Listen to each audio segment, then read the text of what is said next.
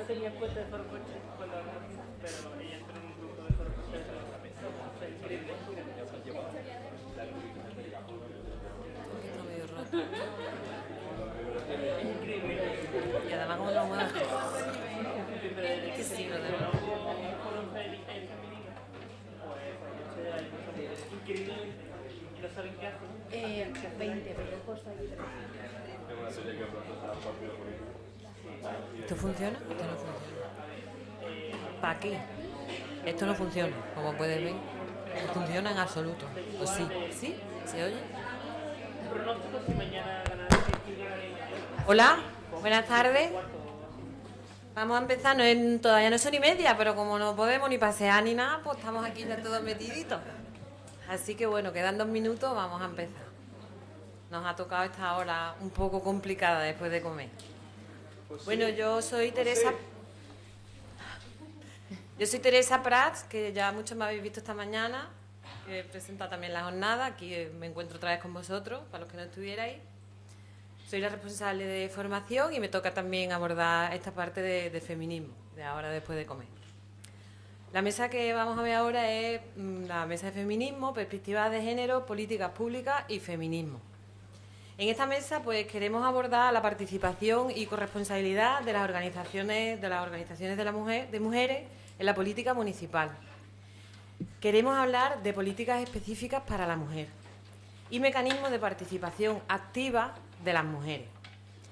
Las mujeres acabamos de vivir una jornada histórica el pasado 8 de marzo. Ha quedado claro que las mujeres somos y queremos estar. La sociedad tiene que dejar paso a las mujeres. Tenemos que colonizar todo aquello que por cultura o tradición se nos ha negado históricamente. Esta oleada morada que nos ha echado a la calle el pasado 8 de marzo y que ha permitido demostrar que si las mujeres paramos, de verdad se para el mundo, ha venido para quedarse. O sea que ya que nos hemos levantado para luchar, vamos a seguir luchando. Ya no nos paramos. Y hoy, para contarnos acerca de este tema, pues nos acompañan 3 mujeres luchadoras y trabajadoras que quieren compartir con nosotras sus vivencias y sobre todo sus propuestas. Nos acompaña, empezando por allí, Pilar Praena Leal, que es concejala delegada de Mujer, Servicios Sociales y Recursos Humanos en el Ayuntamiento del Viso del Alcor. Esther López Barceló, responsable de Memoria Democrática, y Gertrude Vargas de la Orden, responsable de Acción Política de Andalucía. Va a empezar a hablarnos esta tarde Gertrude. Recuerdo que van a disponer de un tiempo todas las ponentes y al final las preguntas que queráis hacer se hacen a través de cartulina o de la cuenta de Twitter de Izquierda Unida Dos Hermanos, por si alguien se ha incorporado ahora. Y ya le dejo la palabra a Gertrude. Muy bien. Pues yo me voy a poner el tiempo porque como soy un poco... Me lo pongo, Gertrude, no te preocupes, yo te aviso. Pues ya está. Aquí te avisamos todo. Te lo admito. Bueno, pues buenas tardes a todas.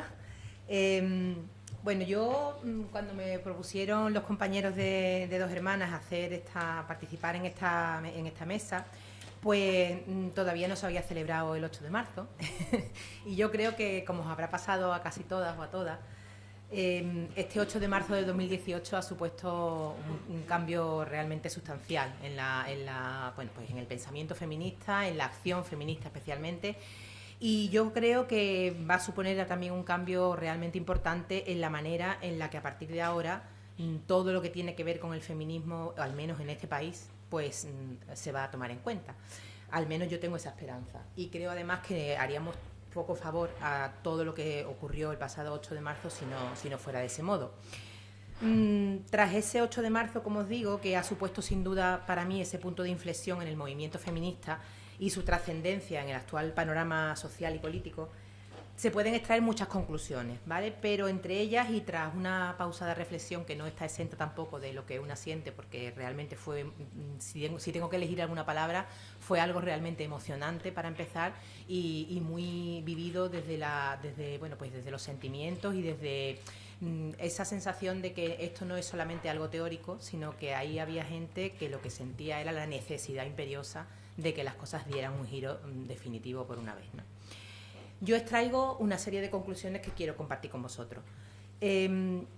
Estamos ante un movimiento feminista posmoderno, es decir, Para mí esto quiere decir que no se trata de un movimiento feminista que lucha contra un Estado que no les reconoce los derechos, porque esto no es el caso. Esto ha sido el caso en los siglos XIX y XX, pero actualmente nos encontramos, en la mayoría de los casos, con Estados que en su manera de hacer política o en su teoría son Estados profeministas, es decir, no hay ningún Estado occidental que ahora mismo sea capaz de decir abiertamente que no apuesta por la igualdad de género en sus políticas, porque realmente pues es una cosa casi de obligado cumplimiento. Entonces no estamos ante unas demandas de algún derecho más o menos, sino que en este momento el feminismo ha comprobado que la igualdad formal, que en teoría se ha alcanzado en la mayoría de los estados ahora mismo, sobre todo en Europa y en los países occidentales, no es para nada igual a la igualdad real. Es decir, estamos ante una situación en la que está todo legislado, o más o menos, y que obligado las comunidades autónomas, los estados nacionales, todas las entidades institucionales tienen la obligación de cumplir esas leyes, pero la situación real de las mujeres continúa siendo de una profundísima desigualdad. El feminismo posmoderno viene de vuelta ya de la fase legislativa, es decir, ya se ha conseguido que en las legislaciones de los países pues estén presentes en casi todos y en casi todas las legislaciones la perspectiva de género a la hora de legislar. Entonces no estamos pidiendo pues que se nos reconozca el derecho a votar, que se nos reconozca el derecho, porque eso ya está reconocido y está además legislado. Venimos de vuelta de esa fase, ¿vale? Lo cual es muy importante porque nos coloca en una situación en la que no tenemos, o sea, no podemos echarle el balón a otros. Es decir, los que no sé si recuerdo en un debate que participaba en Ondaluz antes del 8M, una de las personas que participaba, creo que era de Ciudadanos, la compañera de Ciudadanos, decía que el trabajo de las políticas en el 8M era legislar. Y yo decía, bueno, pero es que leyes tenemos a patadas. Lo que hay que hacer es ponerlas en práctica y que eso tenga una consecuencia real en la vida de las mujeres, realmente, porque eso ya ha ocurrido, lo anterior ya ha ocurrido. El feminismo, como decía, viene de vuelta a esa fase y carga sobre sí, además, creo yo, o siento así, la impotencia de comprobar que la unión de los movimientos reivindicativos y feministas y las instituciones políticas en el marco teórico y legislativo no se ha traducido necesariamente en una efectiva igualdad entre hombres y mujeres, sino que en muchos casos, además, ha supuesto una carga aún mayor en los hombros de las mujeres, porque las normas hemos comprobado claramente que no transforman conductas y no transforman mentalidades, ¿de acuerdo? A la hora de tú sentirte en una desigualdad de derechos, puedes, digamos, reclamarlo con las leyes por delante y ganarías un supuesto juicio, pero realmente eso no ha cambiado ni la mentalidad de las personas con las que convives, ni la mentalidad de las instituciones y las empresas, ni las conductas diarias con las que nos enfrentamos todo el mundo en nuestra vida.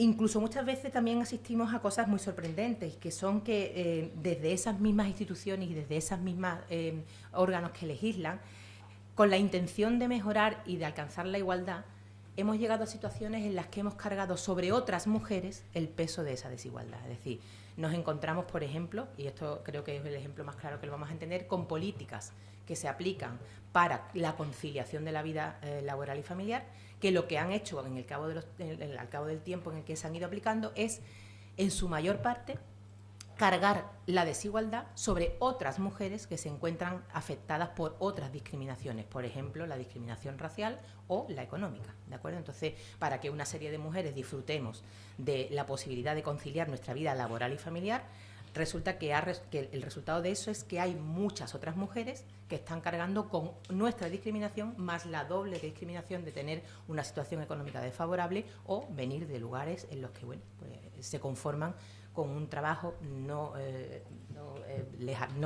legislado y en la mayoría de los casos muy precario.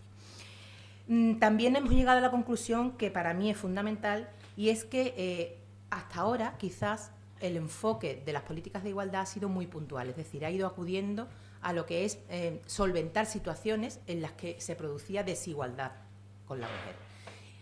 El caso de la conciliación de la vida familiar y laboral, el caso de las contrataciones, de la brecha salarial, son casos, y lo que se ha intentado o se ha en muchos casos conseguido es solucionar esos problemas, acudir a apagar incendios que se estaban provocando en materia de igualdad. Pero el movimiento feminista ha llegado a la conclusión, creo yo, en estos últimos 2 o 3 años, de que esto no es un tema que se pueda atacar puntualmente, sino que realmente Lo que no funciona es algo mucho más profundo, que es que el sistema sobre el que está esta sociedad, digamos, construido, necesita esa desigualdad para funcionar tal como lo hace. Por lo tanto, los cambios que necesita son cambios estructurales y no puntuales, ¿vale? También hay una tercera conclusión a la que he llegado reflexionando sobre esto, y es que a veces la institucionalización de una problemática, es decir, cuando un Estado asume como propio en la defensa de la igualdad dentro de sus leyes, a menudo lo que hace es camuflar de solventado algo que realmente no lo está. Cuando ahora las mujeres salimos a la calle masivamente, nos encontramos con la respuesta de la sociedad que dice: ¿pero qué más queréis? Si ya tenéis leyes específicas, ya tenéis discriminación positiva en muchos casos, ya tenéis... Sí. Eso es que el Estado en el que vivimos ha asumido eso como parte de su trabajo, pero el resultado no ha llegado. Entonces, aún dificulta más digamos, la movilización y el exigir esas cosas que todo el mundo da, porque claro, como están ya en las leyes, como está en el día a día, como está en las políticas, como se habla de ello constantemente, asumimos que es algo que ya es del pasado, pero la realidad no es esa. Y convencer a la gente de lo contrario es un doble trabajo, ¿de acuerdo? Desde el año 1978, en el que empezamos en España a disfrutar, o al menos a tener la suerte de que las políticas de género entraran a formar parte de la legislación española poco a poco, y en los últimos años contamos realmente con un cuerpo legislativo específico, incluyendo el Estatuto de los Trabajadores y las Trabajadoras. Se ha desarrollado lo que se conoce como mainstreaming de género, que me gustaría también hacer un poco... el mainstreaming de género se ha interpretado en la legislación española como la transversalidad de las políticas de género en todas las leyes, es decir, en las leyes de todo el país y de todas las comunidades, sea cual sea su temática, se tiene en cuenta a la hora de realizarlas la perspectiva de género, ¿de acuerdo? Esto es lo que ha interpretado la legislación española por el mainstreaming de género, pero el mainstreaming es algo más. Mainstream en inglés significa corriente dominante, es decir, no solamente la transversalidad del género, sino que quiere decir que en todas las políticas y en todas las leyes el género tiene que ser lo dominante, es decir, que debe ser lo principal a tener en cuenta a la hora de crear nuevas leyes. Y esto quizás no se ha abordado en España, en otros países sí, en España no se ha abordado con la profundidad necesaria. Nos hemos limitado muchas veces a tener en cuenta de alguna manera y obligatoriamente en muchos casos la perspectiva de género, pero no se ha hecho corriente fundamental dentro de cada una de las leyes, por lo cual también pues se cojea luego en la concreción de esas leyes. Hemos tenido también acciones positivas de refuerzo y existen de hecho en todas, los conoceréis todos, como son por ejemplo el sistema de cuotas, las líneas de créditos especiales para empresarias, contrataciones con beneficios fiscales y de seguridad social o apoyo específico a entidades e instituciones que se dedican a la promoción de la mujer. Todo esto se ha venido dando desde 1978 hasta la actualidad en España en todas las instituciones y en todos los niveles. La igualdad está además en todas las agendas políticas, es decir, no hay... lo hemos visto estos días, ¿no? Mientras que estamos preparando el 8M, a muchos partidos políticos les ha costado la misma vida tener que decir yo no creo en el feminismo, y han encontrado mil maneras luego de montarse al carro, porque realmente es políticamente incorrecto decir, mire usted, a mí es que esto no me interesa nada y además no voy a hacer nada por solucionarlo. ¿Por qué? Pues porque está en la agenda política obligatoriamente, pero es obligatoriamente, como decíamos antes, no por convicción y no porque realmente luego haya una intencionalidad de poner en práctica eso a la hora de funcionar. Sobre todo, y recordaréis cómo había ese conflicto para algunos partidos políticos, por ejemplo, en sumarse a la huelga feminista porque era anticapitalista. Luego vamos a hablar un poco de eso. Es que realmente tenemos un problema, es decir, como hemos dicho antes, hay sistemas que necesitan de la opresión de ciertos sectores para funcionar correctamente. Y el capitalismo es uno de ellos. Y no solamente oprime a las mujeres, oprime a otra serie de factores que luego veremos que es una nueva tendencia a la hora de abordar el género, que interaccionan con el género y hacen que existan dobles y triples discriminaciones, siempre con la mujer como fondo de esa discriminación.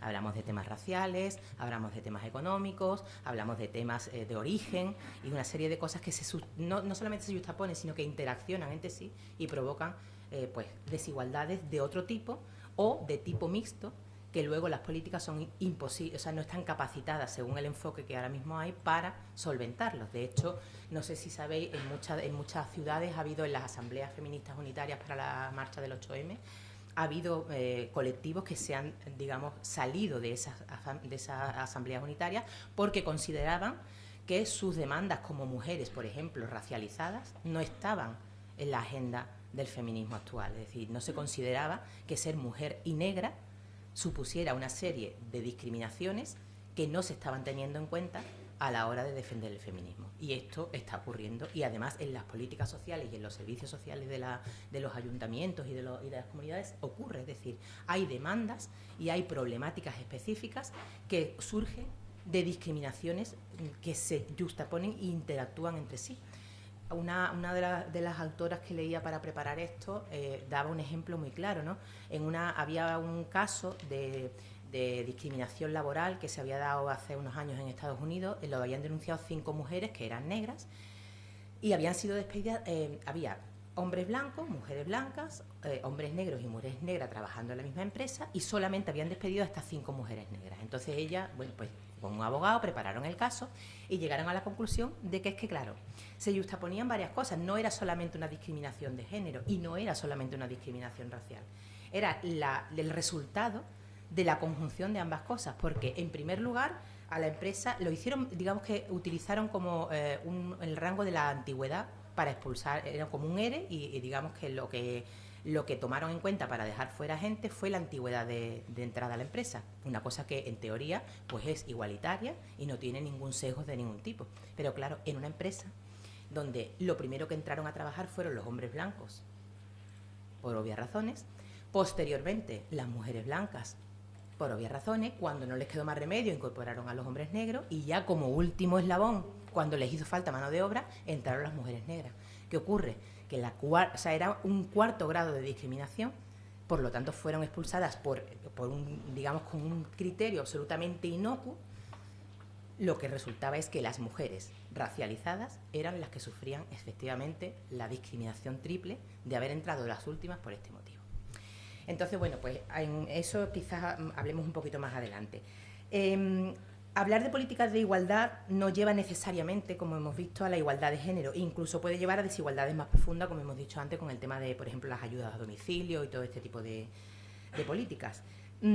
Además, plantea también hoy en día la necesidad de ver cómo los conceptos de igualdad y de bienestar social interactúan también entre sí. Es decir, aquí ha habido, en España sobre todo, hemos visto que ha habido un problema digamos, de toma de conciencia de las propias mujeres sobre su desigualdad intrínseca, cuando hemos empezado a sufrir el desmantelamiento del estado del bienestar. Cuando se ha producido una crisis económica que ha empezado a dejar el estado del bienestar en los huesos, hemos empezado a ver claramente en todos los estamentos sociales que la que sale perjudicada de todo eso son las mujeres siempre. Incluso cuando se estaba construyendo el sistema del bienestar, esa ingente cantidad de trabajo no remunerado que supone el mantener un estado del bienestar de los cuidados de los menores, de los cuidados de los discapacitados, de los cuidados de las personas dependientes, una serie de cosas que recaía y recae mayoritariamente o casi totalmente sobre los hombros de las mujeres, ha supuesto que esas mismas mujeres han caído en la cuenta que los trabajos peores pagados son los que hacen ellas, los que no están pagados también los hacen ellas. Entonces, todo eso se ha ido agudizando en el momento en que el estado del bienestar se ha empezado a desmontar, y las que han empezado a sufrir de doble manera esa desatención han sido también las mujeres. Esto condiciona mucho la aplicación de las políticas de igualdad, y luego las compañeras, que lo que van a hablar realmente es de cómo eso se aplica en la realidad, pues os lo podrán explicar con casos concretos. Hay una cosa que es difícil a veces de explicar, y es que, como decía antes, las productoras de satisfacción vital en el sistema en el que vivimos somos las mujeres. Es decir, las mujeres copamos todos. Si os fijáis, por ejemplo, en la división sexual del trabajo, hay una gran parte en que aquellos trabajos que suponen el proveer de servicios o de simplemente tratamientos o cosas que supongan el soporte vital de la comunidad están en manos de las mujeres. La mayoría de las enfermeras son mujeres, la mayoría de las cuidadoras son mujeres, la mayoría de las personas dedicadas, ahora no tanto, pero la mayoría de las personas dedicadas a la educación infantil son mujeres. O sea, hay una serie de cosas que recaen, no sabemos muy bien por qué. Si nos ponemos a analizarlo profundamente llegaremos a conclusiones, pero es verdad que todo ese trabajo que la sociedad en conjunto necesita para poder luego producir, y que son trabajos no productivos, están en manos de las mujeres. Yo mantenía una discusión también con una compañera hace poco sobre el tema de, cuando hablaba de que las mujeres capitalistas no iban a ir a la huelga y tal, yo decía, bueno, yo creo que son las que más van a ir, las que crean el capitalismo realmente. El capitalismo tiene un principio muy claro, y es que yo entrego mi fuerza de trabajo a cambio de un salario. Y resulta que las mujeres llevamos siglos entregando nuestra fuerza de trabajo absolutamente gratis. O sea, somos esclavas. En muchísimas ocasiones. Digo, entonces, si me están ustedes diciendo que lo que están defendiendo es la esclavitud, bueno, pues entonces estaremos de acuerdo en que esas señoras no van a ir a la huelga. Pero no creo que ninguna, ni la más capitalista siquiera, al contrario, quiera entregar su fuerza de trabajo gratis, querrá un dinero a cambio. Y realmente la gran cantidad del trabajo que realizamos las mujeres no es remunerado. Por lo tanto, ni siquiera en ese sentido podemos estar hablando de esto, ¿no? A nivel internacional hoy en día se concluye de que la igualdad todavía es una ecuación que no está resuelta. Es decir, hay mucho avanzado en cuanto a legislación, mucho avanzado en cuanto a la obligación de tener encima de la mesa las políticas de igualdad como parte integrante de todos los trabajos que hacen los gobiernos a cualquier nivel, pero realmente la igualdad efectiva no existe en casi ningún, o sea, en casi ningún estado, ni estado ni comunidad. Y si vamos a niveles, pues bueno, en las familias ya, que igual ni siquiera nos interesa a todos hablar de este tema, porque hasta los más feministas, progresistas y todo tenemos graves problemas en casa a la hora de plantear estos temas, pero bueno. Gertrude, 2 minutos. Perfecto. Bueno, simplemente introducir una cosa que es lo que apuntaba anteriormente. Ahora mismo, a la vista de que las políticas de perspectiva de género, del mainstreaming de género, tienen digamos que su implantación muy en los países europeos, sobre todo, está todo muy bien implantado. Ahora mismo hay un debate, y es que a partir de este momento tendríamos que plantearnos que hay otro sistema de que las políticas de igualdad realmente lleguen, y es la transversalidad, que es lo que hablábamos antes, ¿no? Hay que tener en cuenta ya no tanto solamente las políticas de género, sino cómo esas políticas de género interactúan con otro tipo de discriminaciones, como la raza, como la situación económica, como el lugar de origen, etcétera, y ver de qué manera podemos tratar eso sin llegar al individualismo, porque estaríamos hablando de que cada caso sería diferente, y eso nos evitaría el que pudiéramos abordar cosas como la violencia de género, que afecta por igual o casi por igual a todos los estamentos sociales, étnicos, religiosos y todo lo que queráis. Pero sí es verdad que lo que se está a nivel teórico ahora mismo, lo que el feminismo está intentando es que, a través de tener en cuenta todas esas variables discriminatorias, empezar a hacer no políticas de igualdad de género, sino políticas antidiscriminación. Y que en ese antidiscriminación uno de los factores principales es la discriminación por el género, pero que eso interactúa de manera muy diferente con otro tipo de discriminaciones, y posiblemente asistamos a un cambio en breve, si es posible y ojalá, en la manera de abordar las políticas de género en los estados, porque habrá que tener en cuenta muchísimas otras variables que no solamente se solapan, sino que además se evitan unas a otras en muchos casos.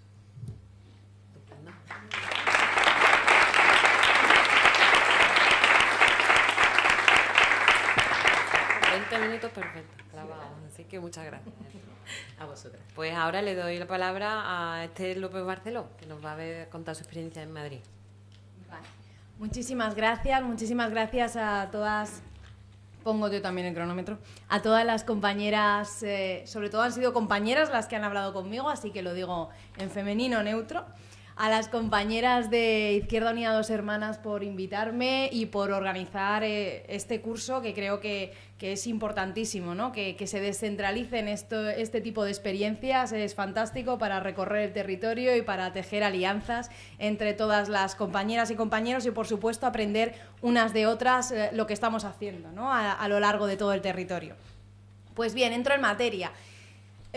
soy responsable de Memoria Democrática de Izquierda Unida, pero no por eso estoy aquí, sino por mi experiencia en el Ayuntamiento de Madrid. Yo he trabajado con un compañero que creo que habéis visto en la primera de las sesiones, que es Carlos Sánchez Mato, el exconcejal de Economía, del Ayuntamiento de Madrid. En el que llamábamos el Soviet de Madrid estábamos trabajando Eduardo Garzón, Carlos y yo. Éramos un equipo y como tal también quiero contaros la experiencia, os contaría la experiencia en muchos ámbitos, pero dado que además vais a tener después la posibilidad de hablar con el teniente de alcalde, con Mauricio Valiente, pues mucho más interesante que os siga contando él de toda la experiencia. Pero bien, os voy a contar, yo creo que una experiencia muy concreta de lo que comentaba la compañera de forma tan rigurosa como ha hecho Gertrude, ¿no? Al empezar a hablar de esa transversalidad, ¿no? O ese mainstreaming, mejor dicho. Pues bien, efectivamente, yo me voy a la Concejalía de Economía para ser la jefa de gabinete y, por tanto, una especie de coordinadora política. Y cuando llego allí, lo primero que veo prácticamente al llegar es la necesidad de que tenemos que empezar a organizar reuniones para el tema del presupuesto, ¿no? Cuando Carlos entra de concejal, cuando todos nuestros compañeros y compañeras entran a través de Ahora Madrid en el ayuntamiento, en más o menos junio, y cuando yo me incorporo es en septiembre. Digamos que en esos primeros meses han empezado un poco a aterrizar, y cuando yo llego el 1 de septiembre, pues evidentemente en la Concejalía de Economía la prioridad máxima era ver si podíamos aprobar el presupuesto cuanto antes. Y cuando se me presenta el texto del presupuesto, yo, una feminista militante, lo primero que veo del presupuesto es ¿dónde está el informe de impacto de género?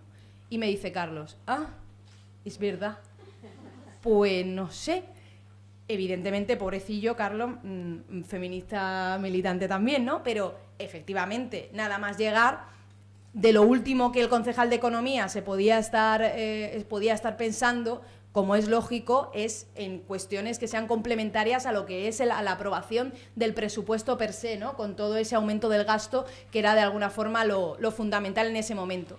Entonces yo digo, imposible, no podemos aprobar el presupuesto, ser un ayuntamiento del cambio, una confluencia, y no transformar desde el principio en clave feminista. Así que empezamos a trabajar desde el principio en cómo hacer un informe de impacto de género en condiciones, además, para uno de los ayuntamientos, si no el más importante en materia económica, porque disponemos de unos 4.500 millones de euros al año. Eso es poco, por tanto, imaginaos el impacto de género y en todo el resto de aspectos, pero el impacto de género tan brutal que tiene ese presupuesto, ¿no? Había que ver si en clave muy negativa, solo negativa o más o menos negativa, pero evidentemente impacto iba a tener, y seguro que no era positivo, porque si no, no estaríamos haciendo bien el diagnóstico, porque efectivamente para empezar a caminar primero hay que ver dónde se falla. En ese primer año no nos pudimos poner todavía las gafas violetas del todo, porque solamente nos quedaban 3 meses para aprobar el presupuesto, y de forma muy rápida conseguimos que una compañera profesional en el tema se pusiera a hacer un pequeño diagnóstico de cómo estaba el tema, pero lo que aprobamos inmediatamente fue una comisión de evaluación del impacto de género en los presupuestos. Eso ya está aprobado en el Ayuntamiento de Madrid. Es muy raro que si se va ahora a Madrid, quien llegue acabe con esa comisión, porque esa comisión ya ha empezado a andar, tiene sus miembros, el funcionariado está ya acostumbrándose a esa dinámica, y por tanto esperemos que sea una de esas victorias que se consoliden y que generen un legado, ¿no?, dentro del camino en la transformación feminista de todo lo que tenga que ver con el Ayuntamiento de Madrid.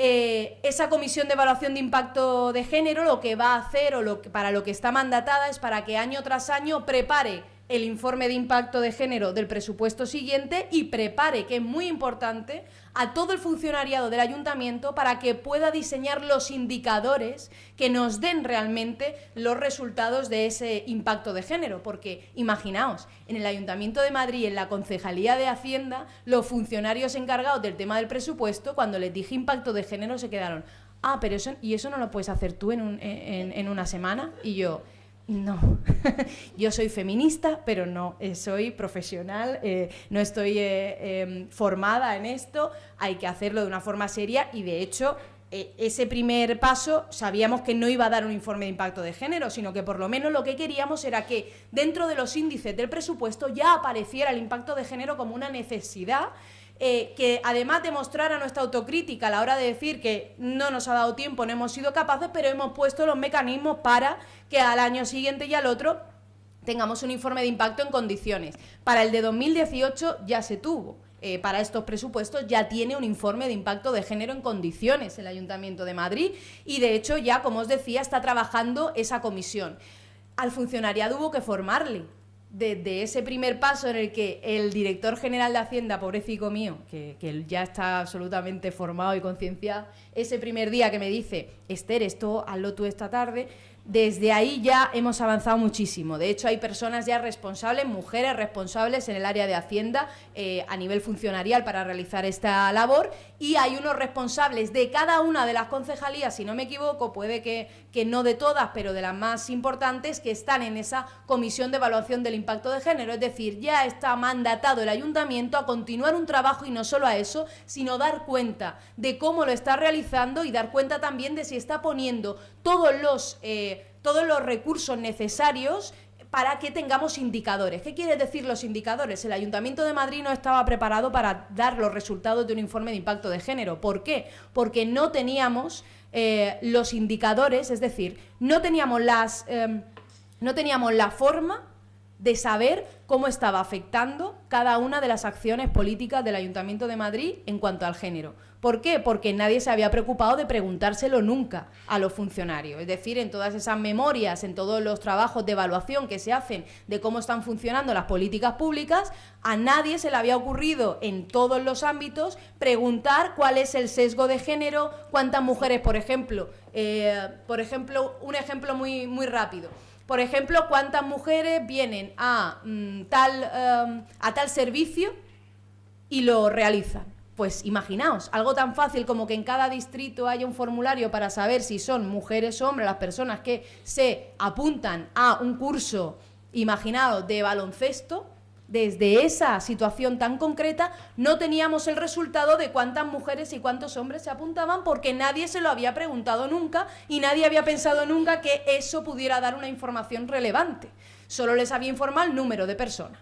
Con lo cual, cada año se va mejorando para que al final tengamos un informe en condiciones. Pues bien, eso se hace desde la Concejalía de Economía, se impulsa desde la Concejalía de Economía. Y vosotros os preguntaréis, bueno, pues aparte de eso, ¿qué otras cosas más habéis podido hacer en género? Muchísimas. Y con esto, ¿qué quiero decir? Que hasta la Concejalía de Economía, que pudiera ser la más gris, ¿no?, cuando uno piensa en qué hace la Concejalía de Economía, no se imagina que tenga tanta capacidad de poder influir de una forma tan directa en la consecución de la igualdad dentro de todas las acciones políticas del ayuntamiento, y un ayuntamiento más. Estoy haciendo esto para mirar cuánto tiempo estoy hablando. Lo controlo, no te preocupes. Vale, que si no, me enrollo yo aquí.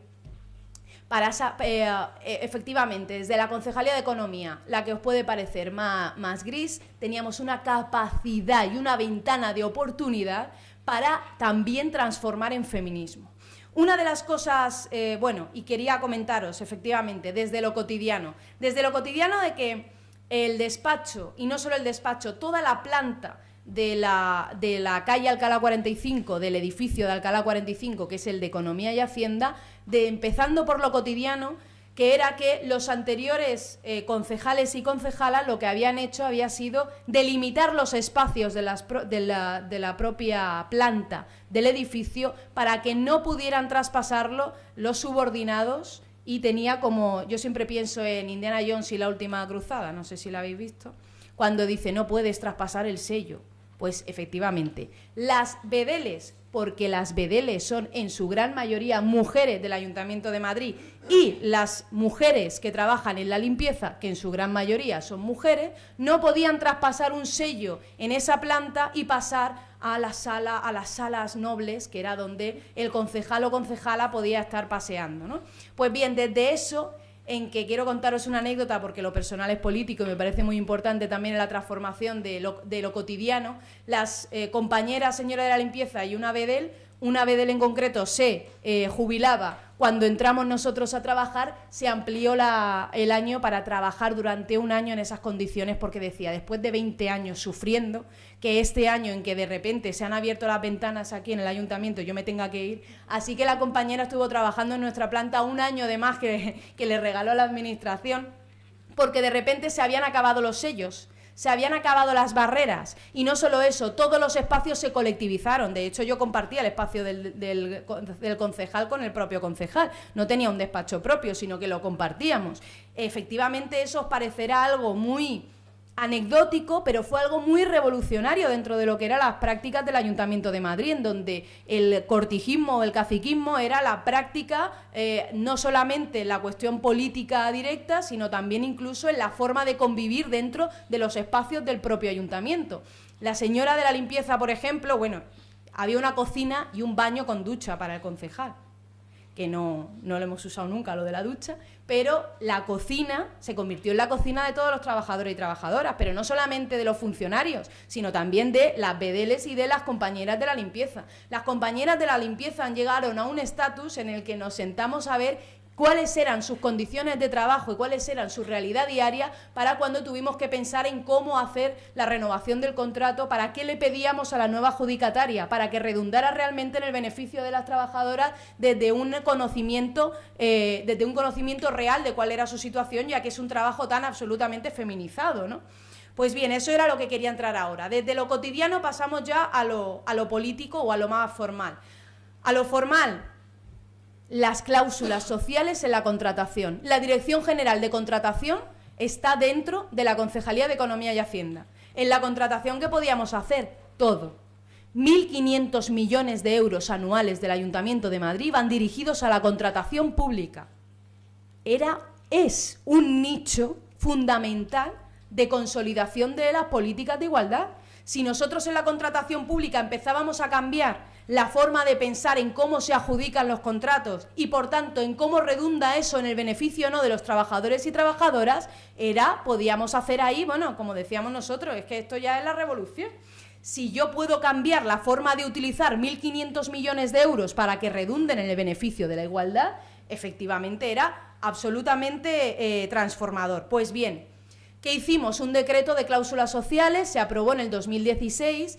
Quiero comentaros que está, por supuesto, al alcance de todas y de todos, tiene ejemplos concretos para poder utilizar dentro de cada servicio de contratación y que incluye, pues por supuesto, cláusulas obligatorias de igualdad. Cláusulas que pueden hablar de te doy más puntos si tienes un plan de corresponsabilidad familiar, si tienes posibilidades de conciliación y si contratas a más mujeres, también. Premiar a todas las empresas, cooperativas o cualquier ente que se presente a un contrato del Ayuntamiento de Madrid porque beneficie la igualdad, en vez de premiar solamente la oferta más baja, eso fue revolucionario. Antes, pensad, en el Ayuntamiento de Madrid todo se contrataba a la baja. Nosotros derogamos ese decreto. Había un decreto que decía que todo tenía que ser a la baja. ¿Qué quiere decir eso? Ya lo sabemos. Por supuesto, eso es el nicho de caldo de cultivo maravilloso, primero para la corrupción y luego para el expolio. Porque, ¿qué hacen las grandes empresas? Las grandes empresas que se lo pueden permitir te pueden contar que pueden hacerlo todo con 1 euro. No os preocupéis, que tienen solvencia suficiente para hacerlo todo lo más bajo posible. Eso sí, luego vamos a ver cómo son esos contratos de los trabajadores y trabajadoras. Vamos a ver si han contratado a alguna mujer en su vida o si saben lo que es un plan de igualdad. Y vamos a ver, por supuesto, si eso luego quiere decir que es una mejor calidad de los servicios o no. Por supuesto, si las condiciones de los trabajadores y de las trabajadoras no son buenos, el servicio no va a poder ser óptimo, eso es evidente, ¿no? Pues bien, le dimos la vuelta a todo eso, ya no vale lo más bajo, de hecho, aunque sea la más alta, la oferta más alta, si le hemos premiado porque ofrecen todo ese tipo de servicios que redundan en la igualdad de los trabajadores, por supuesto se pueden llevar el contrato. ¿Por qué? Porque aunque sea mayor el precio, lo que vamos a sacar de rentabilidad social dentro de la ciudad de Madrid va a ser absolutamente fundamental a la hora de calcular a quién se le da la adjudicataria o no. Bien, en ese sentido os quiero contar también un ejemplo concreto para que lo veáis claramente. Podéis pasar y sentaros, no os preocupéis, que así lo hacemos todo más rápido. Vale, voy a pasar a comentaros un ejemplo concreto. Eso pasa siempre, no os preocupéis. Es que esto está tan lleno. Eso es lo bueno, si es que eso es lo bueno. Muy bien, bienvenidos. Bien, como decía, un ejemplo concreto. La nueva señora de seguridad era, por tanto, una mujer. en el ayuntamiento, en el edificio de la Concejalía de Economía y Hacienda. Eso había sido gracias a que habíamos introducido una cláusula para esa renovación del contrato que decía que se tenía... el ayuntamiento estableció en los pliegos de dicho contrato el compromiso de contratar al menos a una mujer cuando se produjera la primera baja en la plantilla de vigilantes o cuando hubiera nuevas necesidades de personal. Las empresas que cumplan obtienen 10 puntos, el máximo para ese criterio. Os parecerá una tontería, pero es que a lo mejor no solamente ha pasado en nuestro edificio, es que a lo mejor ha pasado en muchísimos más, ¿no? También con eso que beneficiábamos a que aquellos trabajos que están a través de los roles con el paso del tiempo masculinizados, acaben por transformarse y acabemos con los estereotipos de los trabajos de mujeres y los trabajos de hombres, ¿no? Luego, ¿qué hemos hecho también? Y aquí está Mauricio Valiente, que sobre eso os puede hablar muchísimo, que es sobre el Plan de Derechos Humanos que precisamente coordina él. El Plan de Derechos Humanos del Ayuntamiento de Madrid, que establece pues que efectivamente nos reunimos con cada uno de los responsables del Plan de Derechos Humanos desde cada concejalía para ver en qué cosas nuestra concejalía podía beneficiar a que se cumplan los derechos humanos en todas las vertientes del término, ¿no? Nosotros, en ese sentido, un ejemplo también de igualdad. El tema del lenguaje inclusivo. El lenguaje inclusivo, pensaréis, ¿y qué tiene que ver? La ATM, que es la Agencia Tributaria de Madrid, ¿qué tiene que ver la Agencia Tributaria de Madrid para que nosotros hagamos nada en cuanto a género? Pues muchísimo. Por ejemplo, el lenguaje. El lenguaje que se utiliza en los propios formularios para la agencia tributaria establece un lenguaje neutro, ya sabéis, esa neutralidad falsa del lenguaje, y por tanto lo que hicimos fue, con el director de la agencia tributaria, establecer unos responsables que ya desde ahora son responsables en materia de género dentro de la agencia tributaria, para establecer una guía que ayude a todos los funcionarios a utilizar un lenguaje inclusivo y acabar con ese lenguaje falsamente neutro que siempre habla de hombres, hombres, hombres. Ahora se utiliza, por ejemplo, os pongo un ejemplo: persona empadronada en vez de empadronado, persona y entidad acreditada en vez de acreditado, atención tributaria en vez de atención al contribuyente. Hemos acabado ya sabéis que lo que no se nombra y no se ve no existe, y hemos acabado ya con esa inexistencia del femenino dentro del lenguaje administrativo, ¿no? Bien, voy a seguir, y con lo que voy a seguir es ya con lo último, porque ya me dicen que ya se me acaba el tiempo. Efectivamente, hubo un titular en El País. Ya sabéis que, bueno, que el Ayuntamiento de Madrid de titulares, pues podemos darnos aquí una charla, ¿no?, acerca de todo lo que mienten a través de titulares, pero en este caso era un titular que lo que quería era criminalizar todo el trabajo en cuanto a perspectiva de género que estábamos haciendo.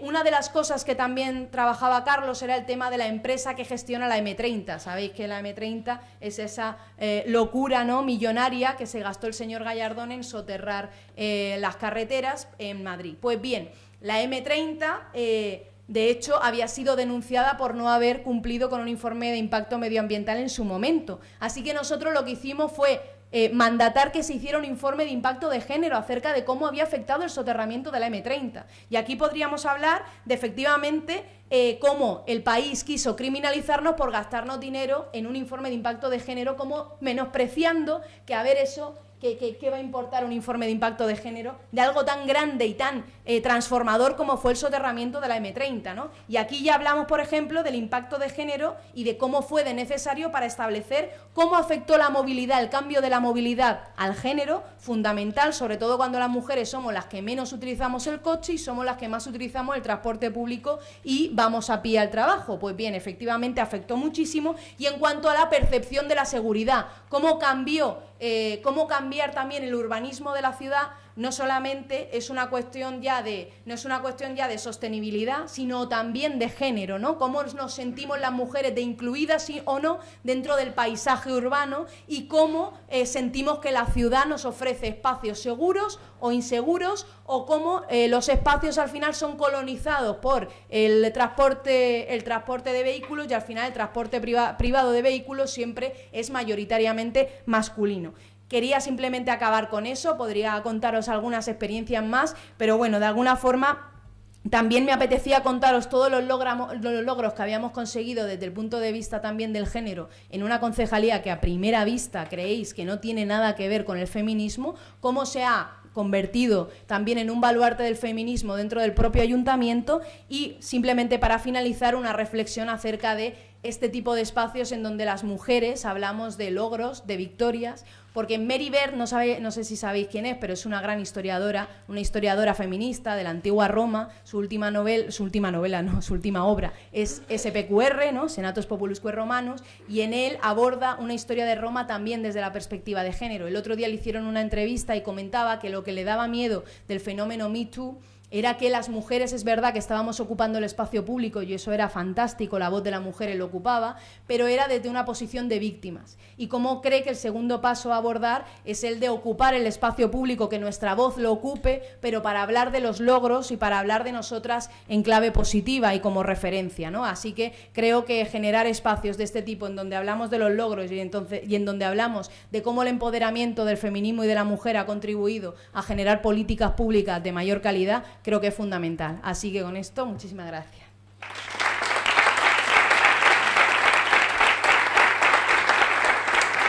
Bueno, pues, muchas gracias, Esther, por tu visión tan esperanzadora desde la capital.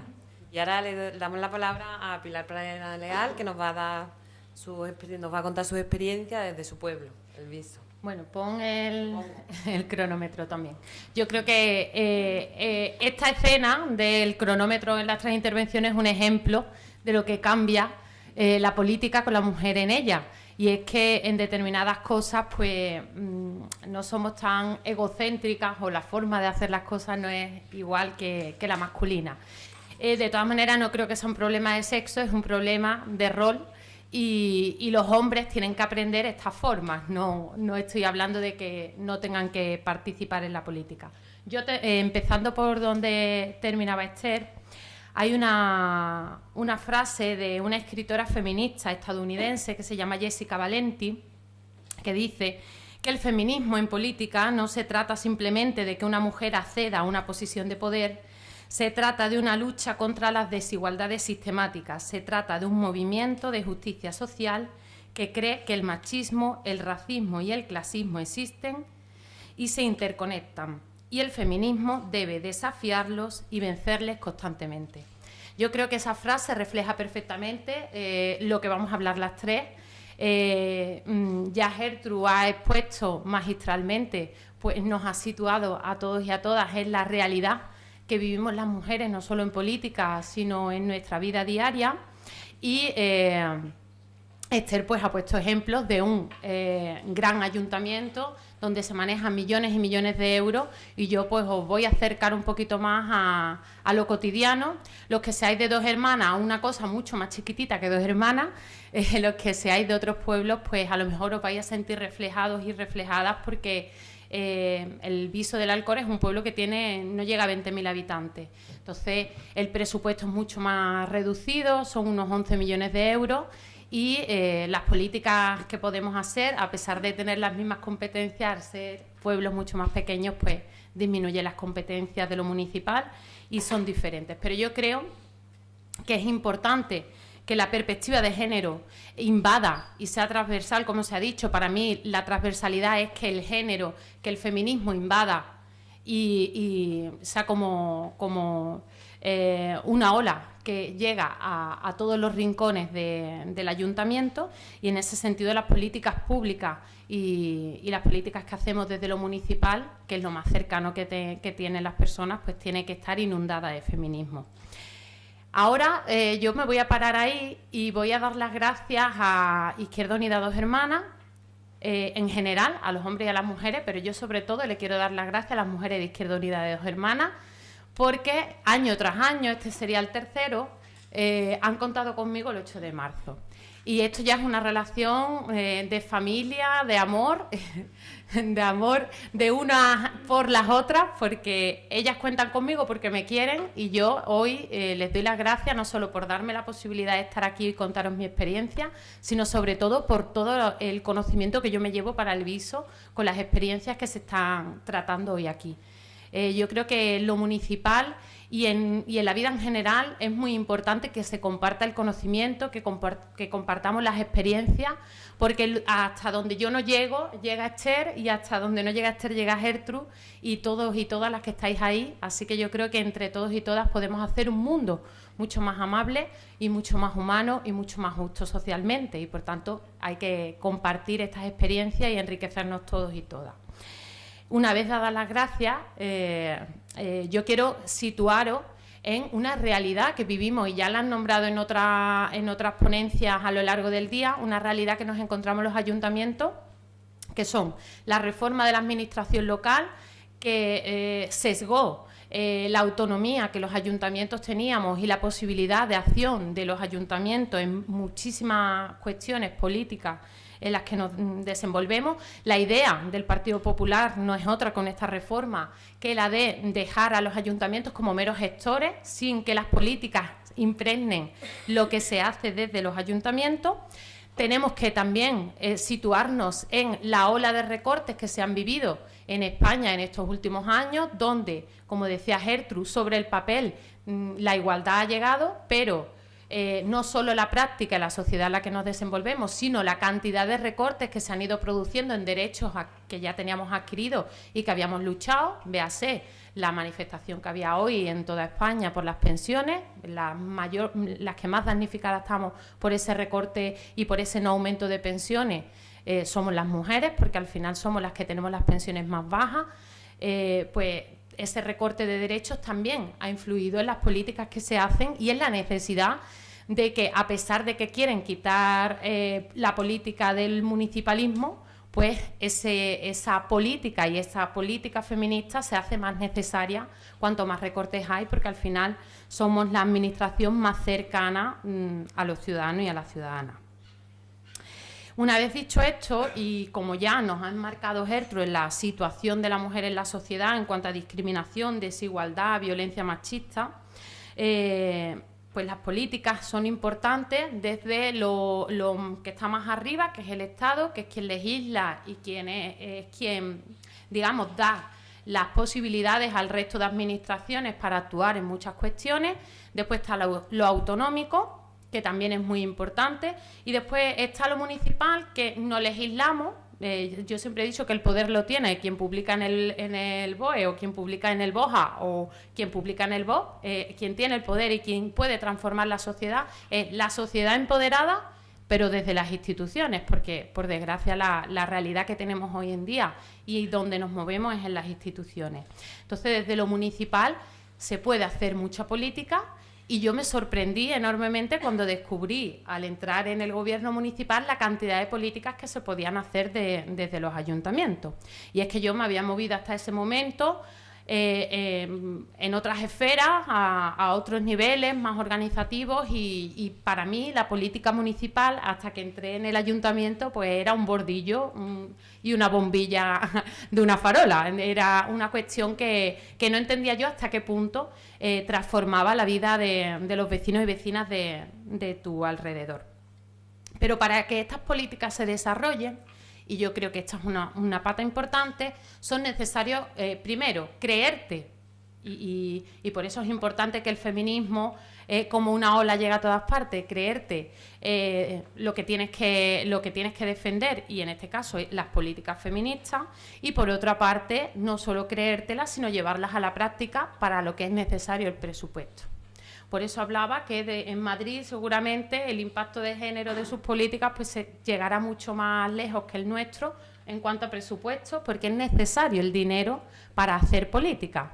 Hay que creer en las cosas y tener presupuestos y ejecutar los presupuestos. No solo hay que hacer leyes, sino que hay que dotarlas presupuestariamente, y una cosa mucho más importante, que no es solo ejecutar, o sea, que no es solo presupuestar, sino que es ejecutar lo presupuestado. La Junta de Andalucía, por ejemplo, deja de gastar todos los años en su presupuesto más de 5 millones de euros, y muchos de esos 5 millones, mucha parte de esos 5 millones es en políticas de igualdad y en políticas que favorecen a las mujeres. Por tanto, después el Partido Socialista se dará golpes de pecho y hablará de igualdad, pero bajo mi punto de vista al menos eso no es luchar por la igualdad, porque no estamos gastando todo lo que tenemos, todas las posibilidades que tenemos, no las estamos gastando para políticas feministas.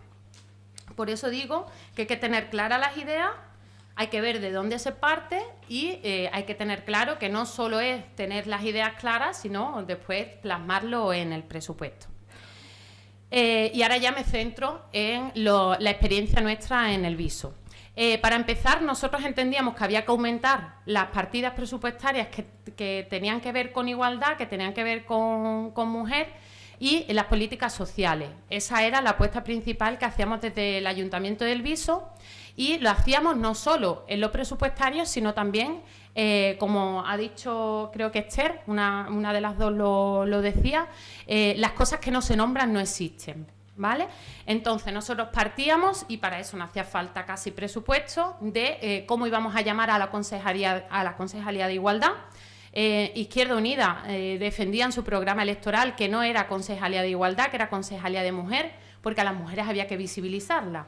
Y ese es el eje que va a mover todas las experiencias municipales que yo voy a comentar brevemente para que sepáis qué estamos haciendo en el Viso. Lo primero, cambio del nombre de la concejalía, Concejalía de Mujer. Lo segundo, entendiendo que los servicios sociales están muy impregnados, como digo, del feminismo, y que necesitaba esa perspectiva transversal en esa concejalía de servicios sociales, que también le cambiamos el nombre, por otra parte, quitamos bienestar social y le cambiamos a servicios sociales, entendíamos que tenían que diferenciarse, porque por regla general la concejalía normalmente se llama Igualdad y Bienestar Social. Para nosotros lo que no se nombra no existe, hay que nombrar las cosas como tienen que nombrarse, y además había que separarlas. Las desempeño yo las dos, ¿de acuerdo? Servicios sociales y mujer, pero las separamos en el ayuntamiento. Servicios sociales en el Viso está ubicado en un edificio separado del resto del ayuntamiento. Esto puede parecer inofensivo, puede parecer inocente, pero no lo es, porque al final los problemas de la gente que no tiene recursos, la gente que se acude para muchas más cosas, pero también, por desgracia, cuando no se tienen recursos y hay que ir a los servicios sociales comunitarios. Y en ese caso, esa problemática la dejamos fuera del ayuntamiento. Esa problemática no afecta a la mayoría del personal del ayuntamiento, al resto de políticas amables que se hacen desde el ayuntamiento.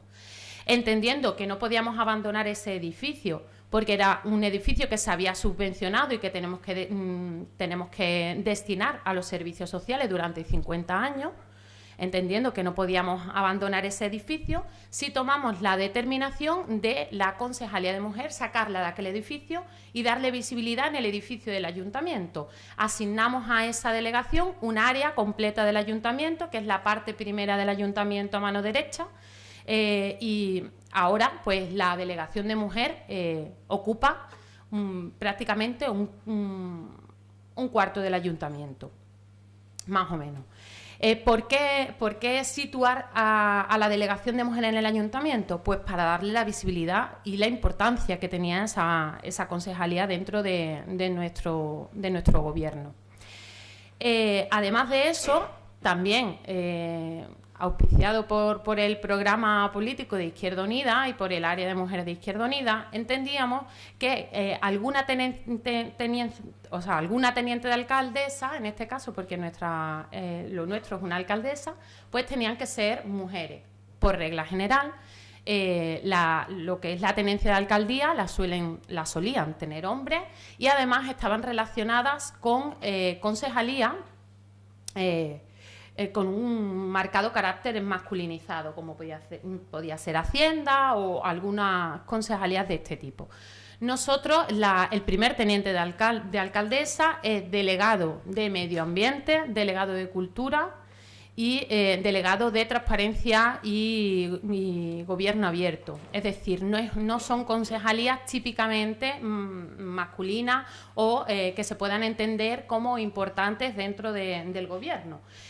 Y en este caso no el segundo teniente de alcaldesa, pero yo, que soy la tercera, pues mis concejalías, como ya me han explicado, pues son mujer, servicios sociales y recursos humanos, pero además en ese orden.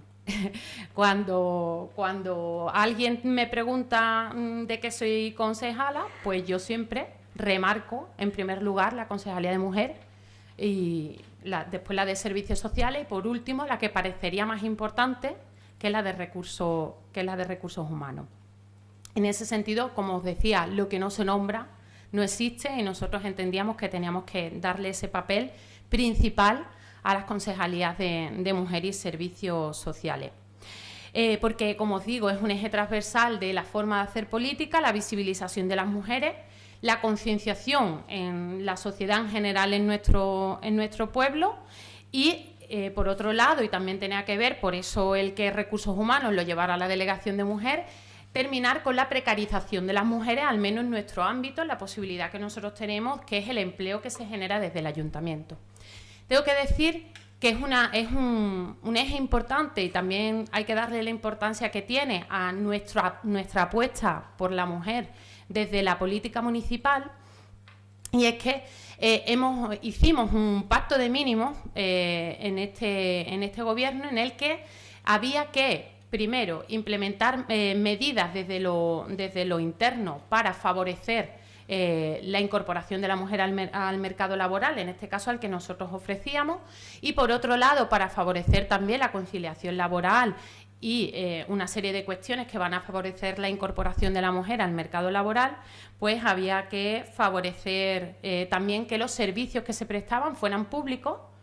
Nosotros, en lugar de privatizar ningún servicio, hemos mantenido todo lo que había público, pero le hemos dado dignidad, que le faltaba cuando nosotros llegamos, porque lo primero que tuvimos que hacer al llegar al gobierno, después de 16 años de gobierno socialista, que es socialista en el nombre, pero que después en la práctica, en el viso al menos, era un gobierno con prácticas de derecha y en el que el trabajador o la trabajadora importaba poco e importaban otras cuestiones, pocas, la verdad, porque era poco activo, pero había que transformar la realidad que nos encontrábamos. En ese sentido, pues no solo, como os decía, no solo la teoría, también la práctica, aumentamos los presupuestos relacionados con servicios sociales y mujer y empezamos a trabajar áreas que no se habían trabajado nunca, como era atender personalmente a las personas que tuvieran un problema de desahucio, aumentar partidas para paliar y para que las personas tuvieran garantizados sus suministros vitales, porque no podemos engañarnos y la pobreza tiene rostro de mujer. Las personas más pobres, hay millones, hay más de 3 millones de mujeres en España que están por debajo del umbral de la pobreza. Entonces, en ese sentido, pues había que apostar por esa cuestión. Entonces, se aumentaron los presupuestos. En el caso de mujeres se aumentó un 250% el presupuesto, sin contar al personal, el presupuesto que se destinaba al área de mujer, y se empezó a trabajar en ese sentido. ¿Qué hicimos? Pues, como digo, dar ejemplo en cuanto a la precarización del mercado laboral al que accedemos las mujeres. Las mujeres en el viso, las mujeres que se dedicaban a limpiar, porque además eran solo mujeres, tenían contratos de 4 horas. Y además todo el trabajo temporal que se daba en el viso, pues se daba entre 1 mes y 2 meses. Cuando nosotros llegamos al gobierno, lo primero que hicimos fue, por una parte, aumentar la temporalidad de los contratos. Los contratos ahora en el viso de todas las personas que entrarán a trabajar son de 3 a 6 meses. De esta manera le aseguramos a las personas que tengan acceso a una prestación o un subsidio de desempleo cuando finaliza el trabajo temporal en el ayuntamiento, y además aumentamos las horas. Es decir, las trabajadoras, por ejemplo, de la limpieza, en lugar de trabajar 4 horas, pues ahora en el Ayuntamiento del Viso trabajan 8 horas. Eso dignifica además también lo que les queda una vez que finalizan el contrato. Pero, como os digo, en el viso antes el trabajo de limpiadora solo lo hacían mujeres, y después había otros trabajos que se hacen desde lo municipal, servicios que se dan a la ciudadanía, como puede ser la recogida de residuos, la recogida de basura, que eran sectores masculinizados. Es decir, parecía que una mujer no puede retirar la basura, el contenedor de basura y manejar el contenedor de basura. Se ve que las mujeres no tenemos capacidades físicas para hacerlo según el anterior equipo de gobierno. Eso también lo transformamos y eliminamos los estereotipos de género en el trabajo. Y en el viso ahora hay limpiadores de edificios hombres, hay mujeres que se dedican a la recogida de residuos y a cualquier otro trabajo que pareciera que estaba pues estereotipado y que lo desarrollaban solo hombres, como puede ser la albañilería. Ahora no ocurre eso, ahora hay hombres y mujeres en cualquiera de las categorías profesionales que tenemos en la bolsa de empleo. Pilar, 2 minutos. Vale, pues tengo que correr muchísimo. Bueno, aparte de eso, el otro sector en el que nos volcamos y en el que estamos trabajando y seguimos trabajando es en el sector de las mujeres de ayuda a domicilio. Igualmente, en ese sector no se han incorporado mucho más hombres, hay 3 hombres nada más trabajando en la plantilla, en una plantilla de unas 80 mujeres, pero sí hemos intentado igualmente dignificarla.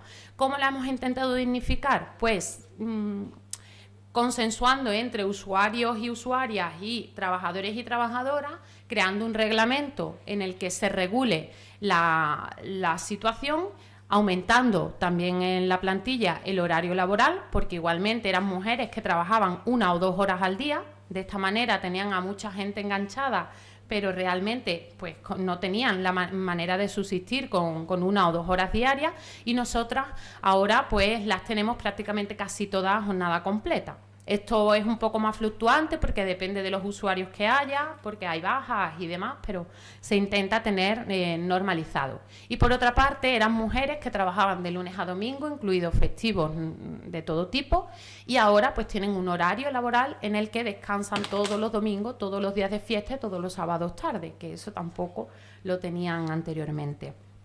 Por último, centrarnos en la transversalidad de la perspectiva de género en todas las políticas, porque empezamos trabajando mucho en la visibilización de la mujer en la cultura y ahora ya pues estamos en otro nivel y ya trabajamos en romper los estereotipos de género en el deporte, trabajamos con deporte y mucho con educación.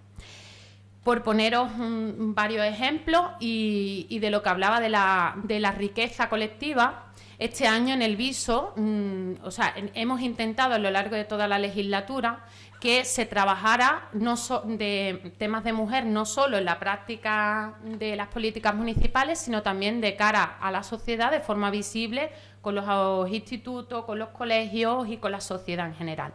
Se le dio un papel relevante a un órgano que existía pero que no se utilizaba, que era el Consejo Local de Mujer, y allí es donde se toman todas las decisiones importantes que se van a realizar como política de mujer en el municipio.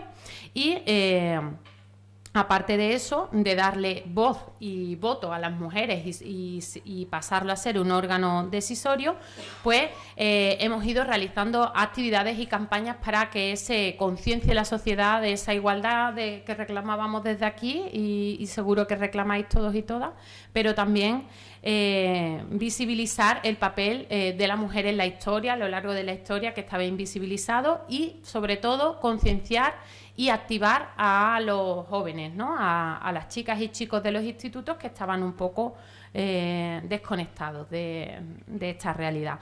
Eso se ha ido consiguiendo con distintas actividades y copiamos una iniciativa de Bollullos de la Imitación de este año que hablaba en el mes de noviembre del mes de la mujer visible, y nosotras este año 2018 lo declaramos año de la mujer visible y llevamos todo lo que llevamos de año, lo que nos queda, porque nos quedan muchas actividades, haciendo actividades para visibilizar a la mujer en todos los ámbitos de la vida, con mesas en las que se hablan de mujeres en distintas profesiones y profesión además masculinizada, por ejemplo, donde se han hecho concursos de carteles que han participado los niños y niñas para dar visibilidad a una realidad como puede ser la violencia machista, donde se trabaja desde todos los ámbitos de la cultura en la visibilización de la mujer en la historia. Y os voy a contar ya para terminar, y me deja un minutito, una iniciativa que es la última que una de las que desarrollábamos con motivo del 8 de marzo y unido a todo lo que fue el trabajo que se hizo desde el ayuntamiento para que la huelga feminista funcionara y tuviera éxito desde nuestra humilde aportación, que fueron los muros por la igualdad. Los muros por la igualdad era una actividad que se desarrollaba con los institutos. Era una actividad que trabajamos con los coeducadores y con las coeducadoras de los centros de nuestro pueblo, y en la que tomamos como ejemplo el muro de Lennon en Praga, que no sé si lo conocéis. Cuando moría Lennon, de un día para otro, pues había un muro en Praga bastante visible, que amaneció lleno de pintadas con lemas por la igualdad, por la libertad y por la paz. Ese muro se convirtió en un emblema en Praga, un sitio visitado por todo el mundo y un sitio en el que se reivindica pues esos valores. Nosotros hemos hecho nuestro especial muro, nuestros especiales muros en este caso son 2, por la igualdad, junto en unos muros municipales, ¿no? de un espacio municipal, donde los jóvenes de nuestro pueblo han manifestado su rechazo contra la violencia machista, sus lemas en favor de la igualdad y cómo ven que la sociedad tiene que cambiar para que los hombres y las mujeres seamos iguales, y donde se han manifestado su pensamiento sobre todo esto, que es en favor de la igualdad. Eso generó una controversia en nuestro ayuntamiento, en nuestro pueblo, en nuestro municipio, en el que había 2 facciones claramente diferenciadas en las redes sociales, televisión local y en todas partes, que era la parte de la sociedad que inmovilista, que entiende que todo tiene que seguir como está porque no existe tal desigualdad, o bien que los jóvenes no tienen que manifestarse libremente, sino que hay que acotar la manifestación artística a lo estéticamente bonito. Y por otra parte, la intención que teníamos, que era que los jóvenes tomaran ese muro como suyo, se adueñaran de él y lo defendieran y defendieran los valores que se defendían o que se intentaba defender con esa iniciativa. Pues fue esa parte de la sociedad, fueron los jóvenes y muchos mayores que se han dado cuenta de que nos estaban dando una lección, y ellos han defendido y han dado una lección de igualdad, de respeto, de tolerancia al resto de la sociedad visueña. Es impresionante. Entonces, por eso decía que tomaba este ejemplo como el último, porque es el reflejo del trabajo que se ha venido haciendo en ese sentido. Todos hemos escuchado, y aquí hay muchos jóvenes, todos hemos escuchado la desafección de la juventud hacia los problemas reales de la sociedad y demás. Sin embargo, en el Viso se ha demostrado con este movimiento juvenil que no es así para nada, y como se ha reflejado en las intervenciones anteriores, las mujeres, las jóvenes, han demostrado que el movimiento feminista tiene mucho futuro por delante, porque son ellas las que están abanderando el cambio de la sociedad. Por eso yo creo que el camino es largo, queda mucho camino por recorrer. Desde lo municipal se pueden hacer muchísimas cosas y la esperanza está ahí. Yo creo que el camino pinta bien, y en un futuro no muy lejano, a lo mejor no nosotras, pero sí las jóvenes que estáis aquí hoy, pues veréis una sociedad igual.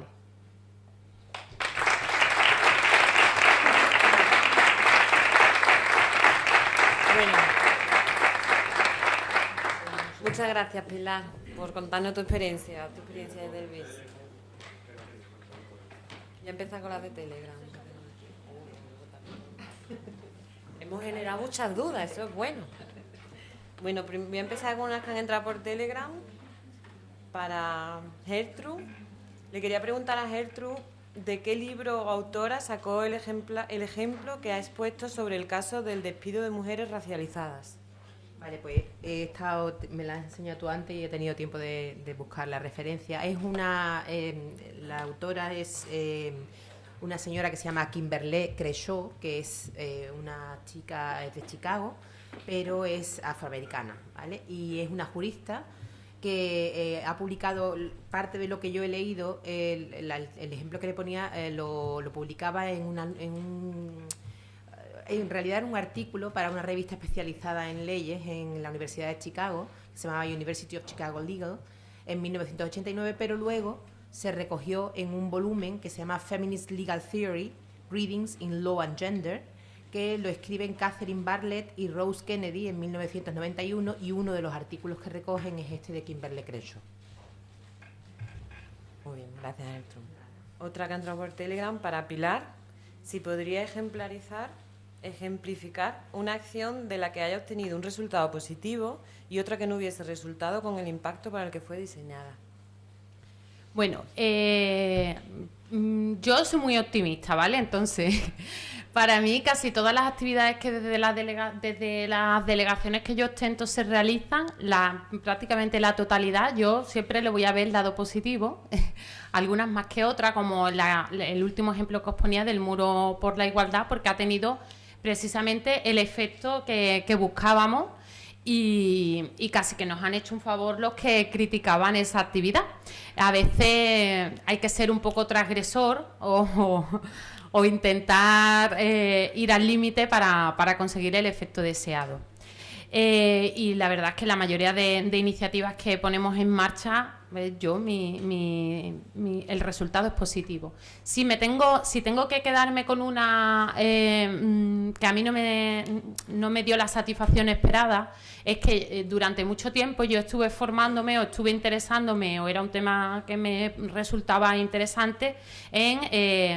como os he hablado de la visibilización de la mujer, en el tema de la invisibilización de la mujer a lo largo de la historia, y sobre todo en este caso, pues en el caso concreto de las sin sombrero, de las mujeres que acompañaron a todos los hombres de la generación del 27, todas esas mujeres que formaron parte de la generación del 27, pero que eran invisibles para la sociedad, incluso para sus compañeros, a pesar de que estaban trabajando todo el tiempo codo con codo.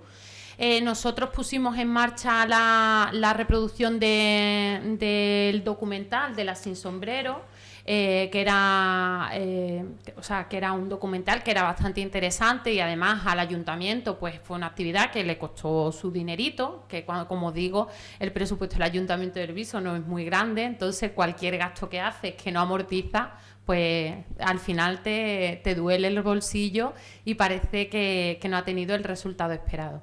Y fue una actividad a la que fue poca gente, y a mí eso pues me dio pudor, porque había gastado bastante dinero en la actividad y no había tenido el objetivo que yo buscaba. Y por otra parte me apenó el que una formación, porque al final te formaba, una formación de ese tipo no hubiera tentado a la gente, o no le hubiera dado a la gente la intención de ir a ella.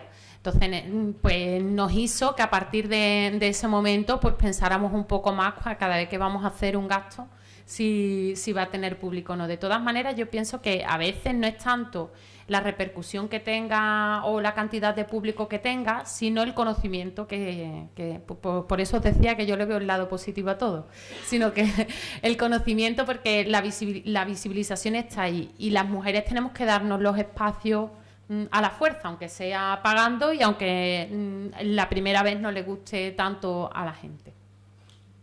Muchas gracias, Pilar. Bueno, pues seguimos con Esther. ¿Se prevén mecanismos de seguimiento, control de aplicación de las cláusulas sociales y o uso del lenguaje inclusivo en los contratos que se realizan desde las diferentes concejalías del ayuntamiento?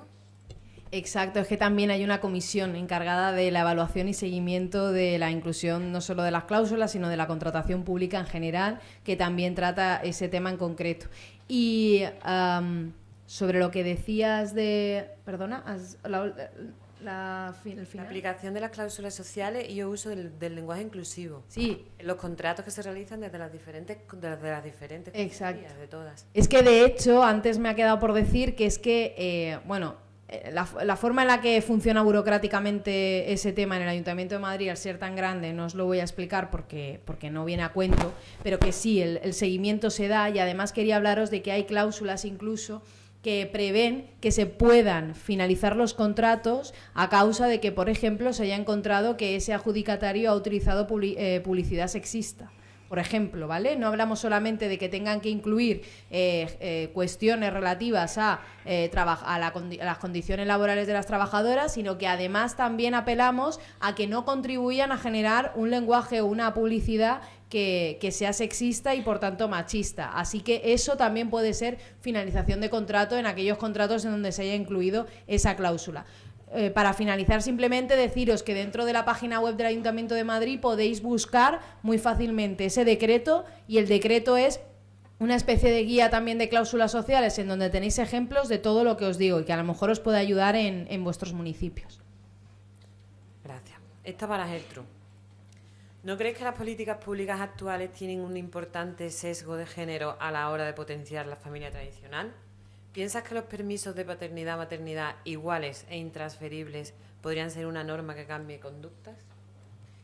Pues es una pregunta muy interesante, porque hay una parte de lo que yo he estado viendo o reflexionando sobre ello para preparar esto, y es que en España concretamente nos encontramos con un problema grande, y es que aún conservamos lo que el sistema social y familiar que nos ha implantado el nacionalcatolicismo en España. Es decir, no estoy hablando del cristianismo, no estoy hablando del catolicismo, sino del nacionalcatolicismo, que es un fenómeno exclusivo de nuestro país, y que lo que indica es que, que ha habido unos momentos históricos en los que al Estado se le ha vaciado de su poder sobre la estructuración de la familia, la estructura social y la estructura económica, y se sustituyó por el poder de la Iglesia. Eso quiere decir que la sociedad española continúa estando impregnada, y el modelo de familia, el modelo social, el modelo económico y el modelo de vida cotidiana continúa estando impregnado de una serie de valores que son absolutamente extraños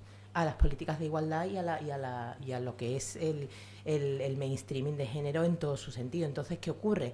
Que la aplicación de las políticas de igualdad, como ha explicado muy bien Esther y Pilar, depende de las personas que las aplican y de los ayuntamientos. Entonces, una cosa que para mí, no lo he comentado antes, pero es muy importante, es que entendamos que el tema de las políticas de género no es irreversible. Es decir, es una consecución que hemos tenido, pero que esto da marcha atrás en un momento. Es decir, depende del signo político y de las intenciones que tenga la persona que está en un gobierno.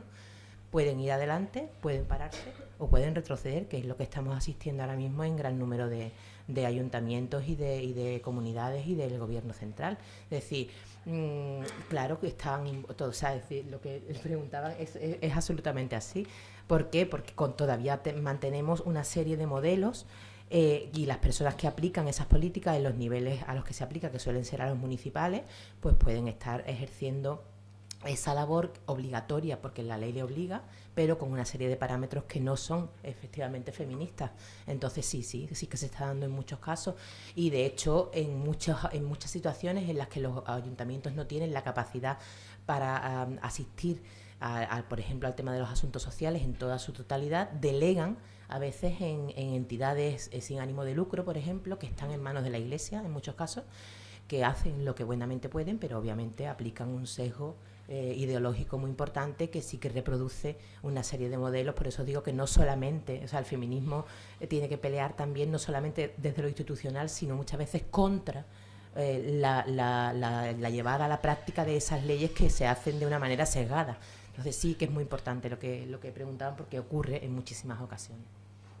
Bueno, la siguiente pregunta no va destinada a ninguna de vosotros en concreto, pero Pilar ha hablado de este tema. ¿No hay ninguna idea o proyecto para incluir el feminismo en la educación?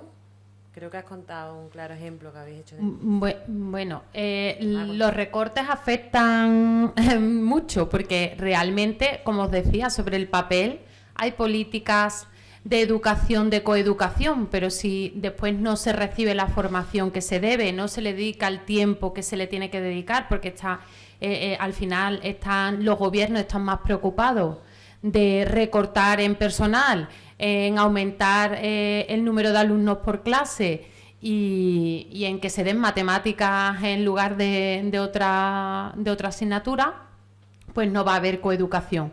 Pero yo creo que lo principal ahí es que es la base para cambiar la sociedad, junto con la concienciación que se tiene que hacer de la sociedad por parte de las instituciones y de los gobiernos. Y se puede hacer y se debe hacer. De hecho, yo pienso que ahí se están notando los recortes, tanto en políticas de educación como en políticas en favor de la igualdad. Gracias, Pilar. Esta también va en la misma línea. Como habéis comentado, la institucionalización de la lucha feminista invisibiliza la persistencia de la desigualdad. Creo que el verdadero cambio debe ser educativo. ¿Qué medidas habéis llevado a cabo en la educación feminista? Igual. Para Esther López.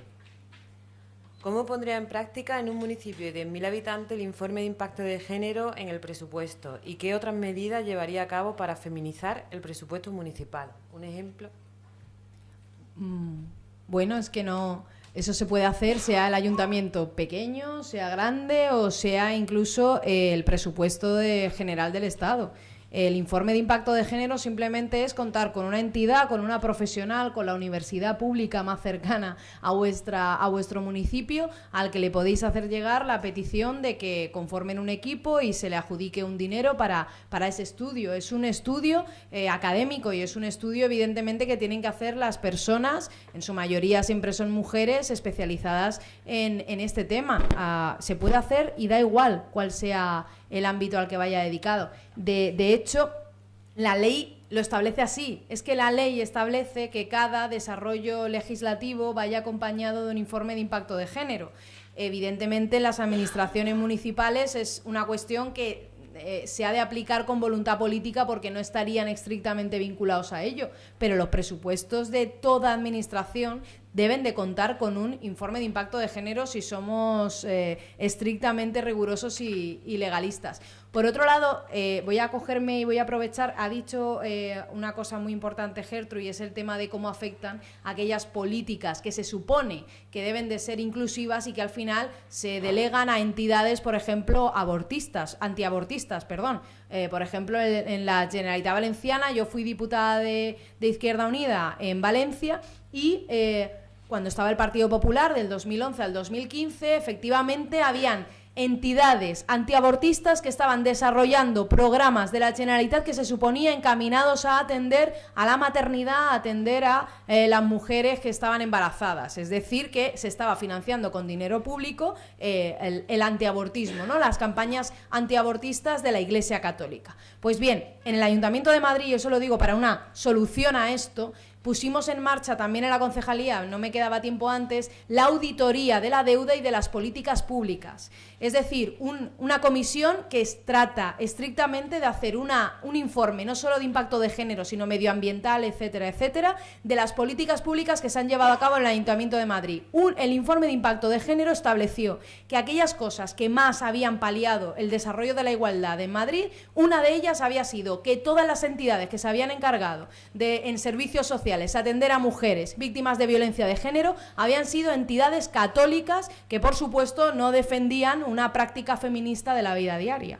Así que una auditoría en ese sentido es importantísima para saber en qué sentido se dice que se hace una política, pero se la encargas precisamente al lobo, es decir, a la Iglesia Católica en este caso. Bueno, seguimos con Ahora Madrid. Este tiene la letra un poquito más chica, yo no cojo la gafas. Así que ha hablado de lucha por igualdad laboral en cuestión de género. Como intérprete de lengua de signos, he sido contratado por diferentes grupos asociados a Podemos en negro, con comillas, y con condiciones bastante precarias. Conozco intérpretes mujeres en Madrid en igual situación. ¿No se ha referido a sus condiciones laborales porque se le ha olvidado? No creo. ¿O porque no se les ha tenido en cuenta en esa lucha por la igualdad laboral en el tema de género? Por grupo asociado quiero decir a nivel municipal, autonómico y estatal. Pero es que yo no puedo ser responsable de lo que hace Podemos y de cómo contrata a la gente. Yo soy de Izquierda Unida. En todo caso, puedo apelar a que comentar luego a Mauricio Valiente y decirle que le comente a Rita Maestre o a otro compañero de Podemos que ha llegado esta queja, pero no tengo ni idea de lo que hace Podemos ni tengo por qué tenerla. Y ahora, para terminar, una para las tres, porque no había ninguna. Enhorabuena por vuestros logros. Habláis de que aquello que no se nombra no existe. Ahora, tras escucharos hablar de género como hombres o mujeres, me pregunto dónde quedamos para vuestras políticas las personas no binarias. Sí, sí, por supuesto. Toda la razón del mundo. Y eso siempre pasa, ¿eh? Tenemos intrínsecamente al final nos referimos a la lucha feminista de esa no inclusión también de las personas binarias. Así que el mea culpa queda ahí siempre y es muy importante además que se diga y que se deje claro. Pasito que nos queda, claro. Totalmente al mea culpa de mis compañeras también, lo que sí digo es que efectivamente eso es uno de esas intersecciones con las que nos encontramos ahora mismo en las teorías feministas. Es decir, efectivamente las políticas de igualdad de género es de géneros. Los Por géneros supuesto. son genéricos. Entonces, efectivamente, es una de esas cosas que impide que se alcance la igualdad. Es decir, ahora mismo estamos tratando con una diversidad mayor en cuanto a la expresión del género y ahora mismo no se está incluyendo en la mayoría de las expresiones, por ejemplo, del feminismo o de otros movimientos emancipatorios de cualquier tipo, esta diferenciación. De hecho, como os comentaba, en las asambleas antes del 8M ha habido muchísimo debate sobre este tema y participación de personas efectivamente no binarias que no veían representados sus demandas y por lo tanto, bueno, pues se generaron específicamente eslóganes que incluyeran este tipo de cosas, pero sí es verdad que es una de esas cosas que si no se intersecciona no se emancipan. Bueno, pues nada, muchas gracias a las tres por compartir vuestra experiencia con nosotros.